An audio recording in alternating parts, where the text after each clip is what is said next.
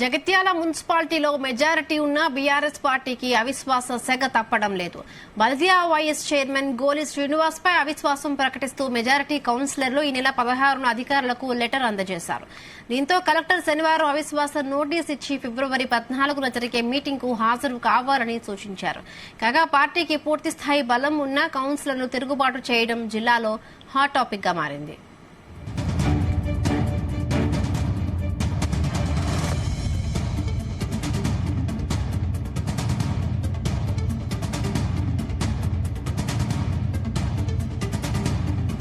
Jagtial municipality chairperson గా ఉన్న bogus Shravani గత ఏడాది పదవికి రాజీనామా చేశారు. అప్పటి నుండి వైఎస్ చైర్మన్ గోలి శ్రీనివాస్ ఇన్ఛార్జ్ చైర్మన్ గా బాధ్యతలు నిర్వహిస్తూ ఉన్నారు.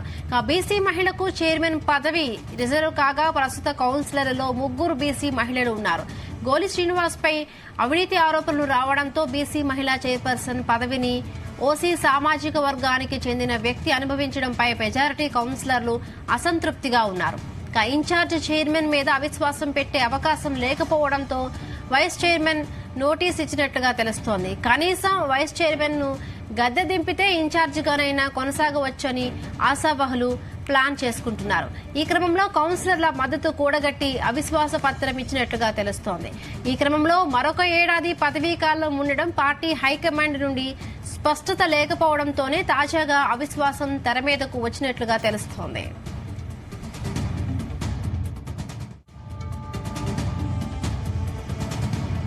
దీనికి సంబంధించి మరిన్ని పూర్తి వివరాలు మా ప్రతినిధి గోపీకృష్ణ అందిస్తారు. గోపీకృష్ణ, జైత్యాల మున్సిపల్ వైస్ చైర్మన్ పై అవిశ్వాస తీర్మానానికి మాత్రం ఇటు ముహూర్తం ఫిక్స్ అయిందని చెప్పొచ్చు.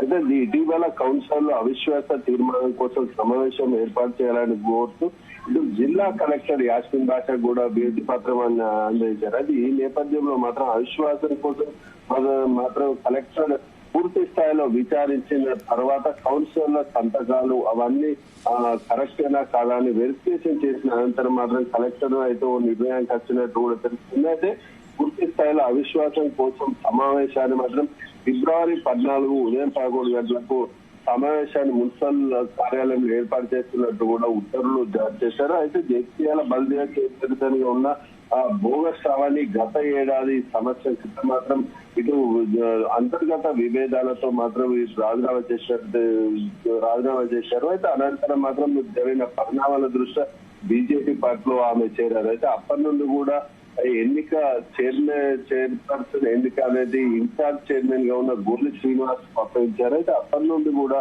గోలి శ్రీనివాస్ చైర్మన్ గా కొనసాగుతున్న నేపథ్యంలో మాత్రం సంవత్సరం పూర్తయిన నేపథ్యంలో మాత్రం తనకు చైర్పర్సన్ వైస్ చైర్మన్ అలాగే కొనసాగిస్తూ చైర్మన్ ను మార్చాలంటూ కూడా గోలి శ్రీనివాస్ గత 10 రోజుల క్రితం కూడా కలెక్టర్ కు వివరించారు అందజేశారు. అయితే అధికారుల నుంచి ఏ విధమైన స్పందన లేకపోవడంతో మాత్రం ఇటు కౌన్సిలర్లు కూడా పూర్తి స్థాయిలో ఏకమై మొత్తానికైతే వైస్ ఇన్ఛార్జ్ చైర్మన్ మార్చాలని కూడా వినతి పత్రం కలెక్టర్ కోరారు. అయితే వైస్ చైర్మన్ పై ఉన్న వైస్ చైర్మన్ ఇన్ఛార్జ్ చైర్పర్సన్ గా ఉన్న నేపథ్యంలో మాత్రం అలా కుదరదు అని మార్చే అవకాశం లేనందున మాత్రం ఇటు వైస్ చైర్మన్ పై అవిశ్వాసం పెడితే ఇటు చైర్మన్ కూడా మార్చాలనే ఆలోచనతో మాత్రం ఈ అధికార పార్టీకి సంబంధించిన కౌన్సిలర్లు ఏకమై ఇటు అవిశ్వాస తీర్మానంకు వైస్ చైర్మన్ పైన పెట్టేందుకు కూడా కలెక్టర్ కు లెటర్ ఇవ్వడంతో మాత్రం కలెక్టర్ స్పందించినట్టు కూడా తెలుస్తుంది. అయితే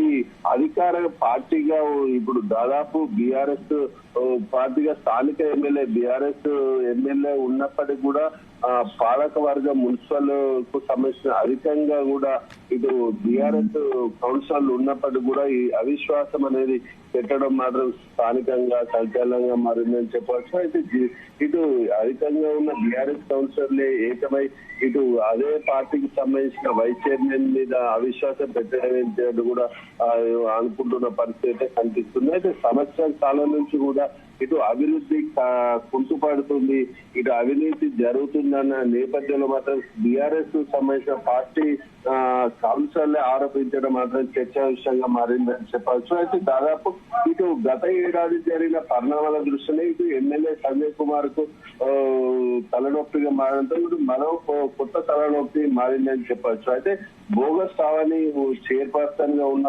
నేపథ్యంలో మాత్రం అప్పటి కౌన్సిలర్లు కూడా ఇటు మున్సిపల్ చైర్పర్సన్ కు వ్యతిరేకంగా సమావేశాలు నిర్వహించి ఎమ్మెల్యేకు తలనొప్పిగా మారిన నేపథ్యంలో అప్పుడు జరిగిన పరిణామాల దృష్ట్యా ఆమెనే కొనసాగిస్తామని ఇటు అధిష్టానం భావించినప్పటికీ కూడా ఈ కింది స్థాయి కౌన్సిలర్ నుంచి వ్యతిరేకత రావడంతో ఇటు ముందస్తుగానే ఎమ్మెల్యే సంజయ్ కుమార్ పై ఇటు ఆరోపణలు చేసి శ్రావణి రాజీనామా చేసి ఇతర పార్టీలో బీజేపీ పార్టీలో చేరారు. మళ్ళీ అదే విధంగా ఇటు మరోసారి కూడా బీఆర్ఎస్ కౌన్సిలర్లు కూడా ఇటు ఇన్ఛార్జ్ చైర్మన్ పై అవిశ్వాసం పెట్టేందుకు కూడా సిద్ధమవడంతో మాత్రం స్థానికంగా ఎమ్మెల్యే సంజయ్ కుమార్ కు తలనొప్పిగా మారిందని చెప్పొచ్చు. అయితే ఇప్పటికి కూడా ఇటు సంజయ్ కుమార్ ఎవరికి మద్దతు ఇస్తారనేది చూడాల్సిన సమయం.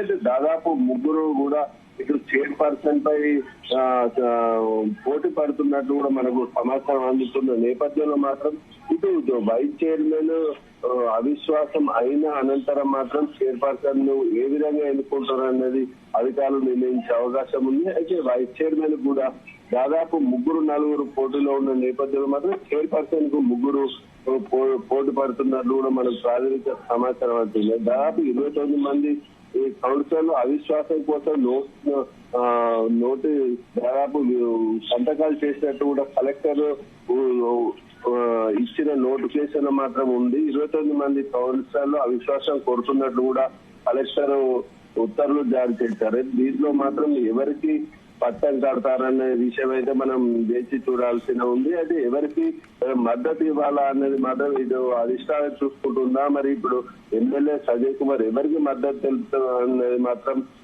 కొంచెం దాదాపు వేచి చూడాల్సిన పరిస్థితి అయితే మనకు కనిపిస్తుంది. దాదాపు అంతర్గత విభేదాలు బీఆర్ఎస్ లో ఉన్నట్టు కూడా స్పష్టం అవుతున్న పరిస్థితి అయితే మనకు కనిపిస్తుంది. Right, thank you Gopikrishna, thanks for the updates.